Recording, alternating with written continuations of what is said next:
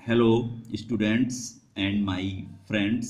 मैं राजीव कुमार अपने YouTube channel auto maths के माध्यम से आपके समक्ष एक नए सेगमेंट को लेकर उपस्थित हुआ हूँ। ये नया सेगमेंट है फार्मूला इन मैथ्स और इसका पार्ट 1 मैं आज आप लोगों को बताने वाला हूँ। तो प्यारे बच्चों एवं मेरे मित्रों, फार्मूला इन मैथ्स सेगमेंट के अंतर्गत मैं आप लोगों के समक्ष गणित के समस्त फार्मूलों का विश्लेषण प्रस्तुत करूंगा। मैथ्स में फार्मूलों का विशेष महत्व है, लेकिन यह जानना भी ज़रूरी है कि मैथ का ये फार्मूला कैसे बनाया गया है, ये कैसे उत्पन्न किया गया है, इसका डेरिवेशन क्या है, फार्मूले का प्रूफ क्या है और किस तरह से हम इसका उपयोग कर सकते हैं। इन सब चीज़ों का विश्लेषण लेकर मैं फार्मूला इन मैथ्स सेगमेंट के अंतर्गत और भी पार्ट्स लेकर आऊँगा। जब तक कि समस्त फार्मूलों का डेरिवेशन आपको समझ में ना आ जाए, ये सेवा निरंतर चलती रहेगी। तो आइए इस सेगमेंट के अंतर्गत पेरीमीटर एंड एरिया, परिमाप और क्षेत्रफल के विषय में आज हम विश्लेषण प्रस्तुत करेंगे। तो आइए देखते हैं कि परिमाप और क्षेत्रफल क्या होता है और इनके मान कैसे निकाले जाते हैं। तो इसमें सबसे पहले लंबाई या दूरी के विषय में हम चर्चा करेंगे। लंबाई या दूरी, लेंथ और डिस्टेंस, यह मूल पद है। मूल पद से हमारा तात्पर्य यह है कि इसकी स्वतंत्र परिभाषा नहीं दी जा सकती है। इसका मात्रक मीटर या सेंटीमीटर आदि होता है। आकृतियों की सीमा रेखाओं, बाउंड्री लाइंस की माप ही परिमाप कहलाती है। परिमाप के अंदर घिरे स्थान को उसका क्षेत्रफल कहते हैं। तो इस हेडिंग में हमने ये क्लियर किया है कि लंबाई या दूरी मूल पद है। मूल पद से मतलब ये होता है कि इसकी जब हम डेफिनीशन बनाएंगे तो नहीं बनेगी, ये अपने किसी अन्य पर्यायवाची शब्द के साथ उपस्थित रहेगा। दूरी की डेफिनीशन नहीं बन सकती है क्योंकि यह मूल पद है। लोग तो यह कह सकते हैं कि जो है दो बिंदुओं के बीच के फासले को या दो बिंदुओं के बीच के गैप को लंबाई या दूरी कहते हैं, लेकिन इसमें जो फासला या गैप शब्द यूज हो रहा है वो भी किसी न किसी लंबाई, किसी न किसी तरह से लंबाई या दूरी को ही व्यक्त कर रहा है। सो इसकी स्वतंत्र डेफिनीशन नहीं दी जा सकती है, यह मूल पद है। इसका मात्रक मीटर या सेंटीमीटर, किलोमीटर, इस तरह बहुत से होते हैं। तो यहाँ पर एक और चीज़ बताई गई है, आकृतियों की सीमा रेखाओं की माप ही परिमाप कहलाती है। यानी कि कोई आकृति होगी तो उसके चारों ओर जितना हम चलेंगे वही उसका परिमाप हो जाएगा, और फिर उसके अंदर जितना स्थान घिर जाएगा उसको उसका क्षेत्रफल कहेंगे। This is fundamental term, it's unit is metre और centimetre etc. The measurement of all boundary lines of the shapes is known as perimeter. The enclosing place in the perimeter is called area of the shape. ये English version इसी बात का लिखा गया है ताकि English medium students को भी कोई असुविधा ना होने पाए। तो हम सबसे पहले अब वर्ग के विषय में चर्चा करेंगे। वर्ग का नाम यानी स्क्वायर का नाम सब लोगों ने सुना है, तो अब हम जानेंगे कि ये क्या होता है। चार बराबर भुजाओं एवं बराबर कोणों वाली बंद आकृति को वर्ग या स्क्वायर कहते हैं। यानी चार भुजाएं होनी चाहिए एवं चारों कोण बराबर होने चाहिए, तब ऐसी बंद आकृति को हम वर्ग या स्क्वायर कहते हैं। वर्ग क्षेत्रफल की इकाई भी है। सभी क्षेत्रफल इसमें ही नापे जाते हैं। यानी जब आप क्षेत्रफल निकालते हैं तो यूनिट लिखते हैं, मीटर स्क्वायर, सेंटीमीटर स्क्वायर, इस तरह से। तो यानी कि वर्ग मीटर या वर्ग सेंटीमीटर इस तरह आप लिखते हैं, तो इसका मतलब है कि वर्ग जो है क्षेत्रफल नापने की इकाई भी है। अब हम देखते हैं, यहाँ पर हमने तीन स्क्वायर्स बना रखे हैं।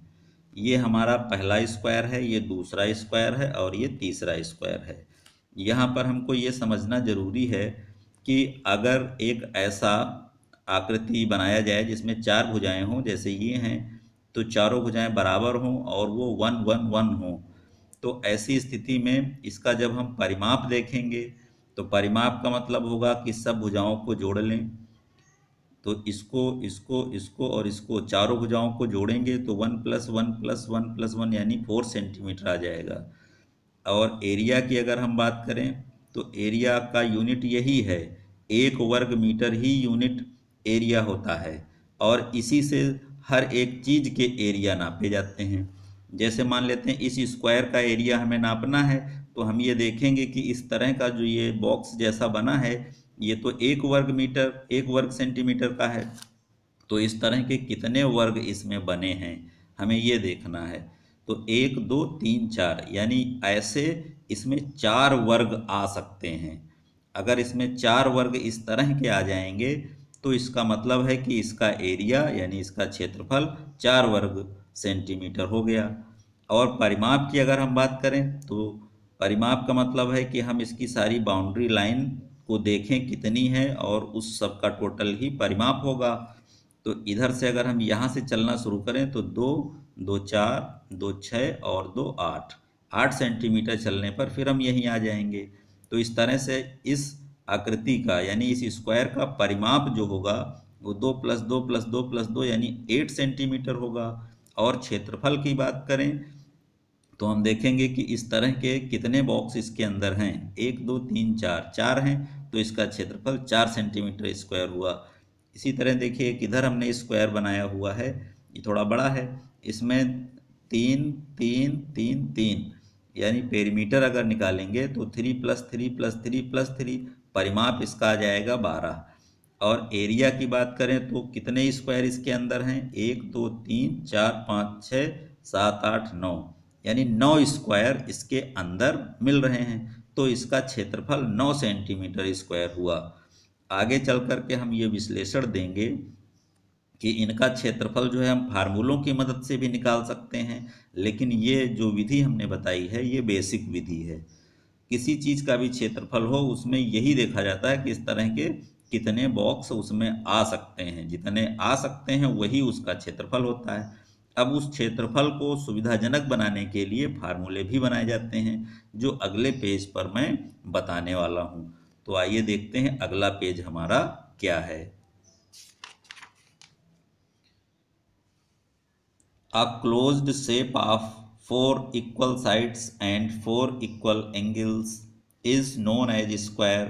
It is also a unit of area. All areas are measured in it.